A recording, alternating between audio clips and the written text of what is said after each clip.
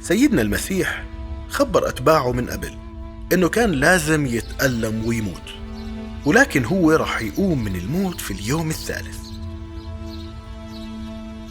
وفي وقت عيد الفصح كان هو عم يتعشى مع أتباعه، فقال لهم إنه في واحد منهم راح يخونه ويسلمه للموت بنفس هاي الليلة. فهم ارتبكوا وصاروا يسألوا مين ممكن يكون الخاين، وما فهموا وقتها إنه سيدنا المسيح كان بيقصد يهوذا. بعد العشاء طلع المسيح مع تلاميذه لجبل الزيتون عشان يصلوا، وفجأة أجا يهوذا مع مجموعة من الناس مسلحين بسيوف وعصي، باعتينهم رجال الدين ورئيس بيت الله سبحانه وتعالى. يهوذا قرب من سيدنا عيسى وباسه من خده، وهاي كانت الإشارة المتفق عليها مع الناس يلي كانوا معه عشان يقبضوا عليه. أخذوه لعند رجال الدين عشان يحاكموه، وصاروا يدوروا على تهمة يتهموه فيها عشان يحكموا عليه بالموت.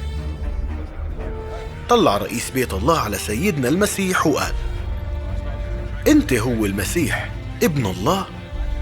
سيدنا المسيح قال: نعم أنا هو كما قلت. صار رئيس بيت الله يصرخ ويشق أواعيه ويقول: إنه يكفر، إنه يستحق الموت. وقتها أخذوه لعند الحاكم الروماني واتهموه بالخيانة وتحريض الناس ضد الحاكم الروماني، وإنه عم يدعي إنه ملك اليهود. لما المسيح ما جاوب ولا سؤال من يلي سألوا إياهم الحاكم الروماني، الحاكم هدده وقال له: أنت ما بدك تحكي معي؟ أنت ما بتعرف إنه أنا عندي سلطان أطلق سراحك وعندي سلطان أصلبك؟ سيدنا المسيح جاوب: ما في حدا بيقدر ياخد حياتي مني، أنا بعطيها بإرادتي.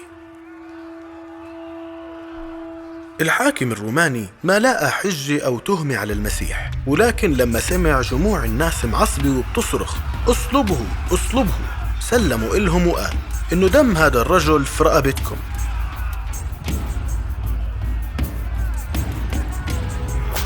فأخذوه الجنود ونزعوا عنه أواعيه وضربوه وجلدوه وأجبروه يحمل صليبه ويمشي فيه من المدينة لحد المكان اللي رح ينصلب فيه. وطول الطريق كان في كتير ناس ماشية وراه، وكان في نساء بتبكي وتضرب حالها.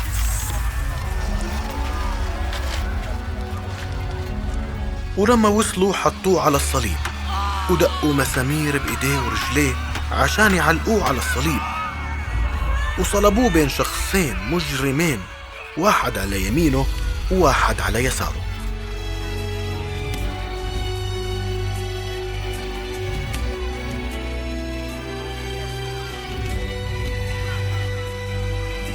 الناس الموجودين والجنود كانوا يصرخوا عليه ويسبوه ويهينوه، ولكن سيدنا المسيح رفع راسه للسماء وقال: يا أبوي اغفر لهم، لأنهم ما بيعرفوا شو عم يعملوا.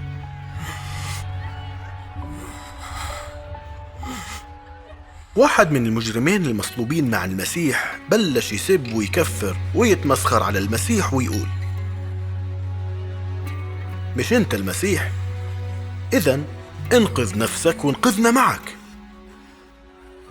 ولكن المجرم الثاني كان يلوم المجرم الأول وصرخ عليه وقال: أنت ما بتخاف من الله؟ أنا وإنت منستاهل الصلب عشان يلي عملناه، لكن هو ما عمل أي شيء علشان يستحق الصلب. وبعدها اطلع على المسيح وقال: ذكرني في جنتك. سيدنا المسيح رد عليه: في الحقيقة اليوم انت راح تكون معي في الجنة. وفي نص النهار الشمس اختفت وصارت الدنيا ظلام. صرخ سيدنا المسيح بصوت عالي: يا أبوي أنا بسلم روحي بين إيديك. ومات.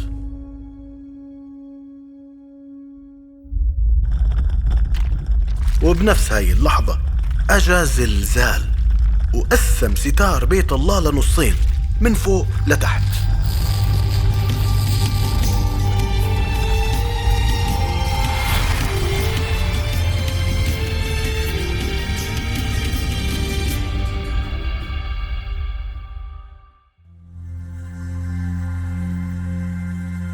من التهم يلي وجهها اليهود لسيدنا المسيح إنه هو قال عن نفسه ابن الله. هم فهموا هذا الشيء بالمعنى الجسدي.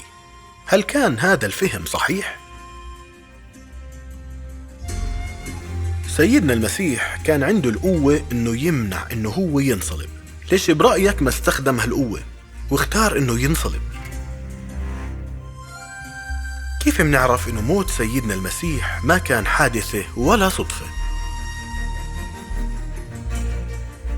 على أي أساس سيدنا المسيح وعد المجرم إنه يكون معه في الجنة، مع إنه المجرم ما كان عنده الوقت يلي يعيش عشان يعمل أعمال صالحة أو يعيش حياة يرضي فيها الله؟